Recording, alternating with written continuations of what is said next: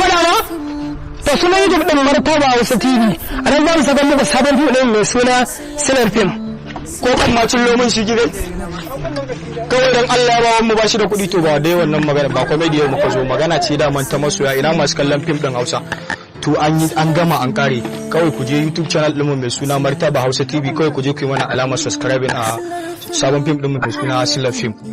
Ku ci gaba da bibiyar shirinmu mai dogon zango wanda muke dora muku a YouTube channel dinmu. Mun gode masu ya mawa don kallon mu. Sannan da ƙarin sanarwa. Za ku TikTok ɗinmu ya yi ƙasa.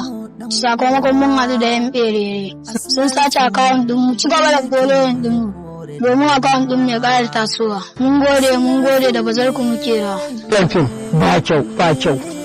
Ku je cikin YouTube channel ɗinmu mai suna Martaba Hausa TV domin ku danna mana subscribers sannan ku mana following sannan ku mana liking sannan ku ci gaba da following din mu a cikin wannan shirin namu mai suna Silar Film shiri ne mai dogon zango mai nishadantarwa fadakarwa wanda muke kastin jarumai kamar haka na Kalala Vigilante yaran malam makarantar allo malam Kabiru Makaho malam mahaifi mai gaskiya Lari Gambe uwa ga jarumi Abdul Gogo dan basi a duniya ya fito a mafarauci sai wane da ire-irensu kamar su abalan ƙauye ya fito a allon gaji wanda yake neman yancinsa sannan sai producer El Hassan ya fito a mahaifin allon gaji sannan kuma a dukwara ba za mu bayyana muku ba sai ƙarshen fim kamar yadda kuka sani da sauransu da ire-iren manyan jarumai da muka kastin a cikin wannan shirin namu mai suna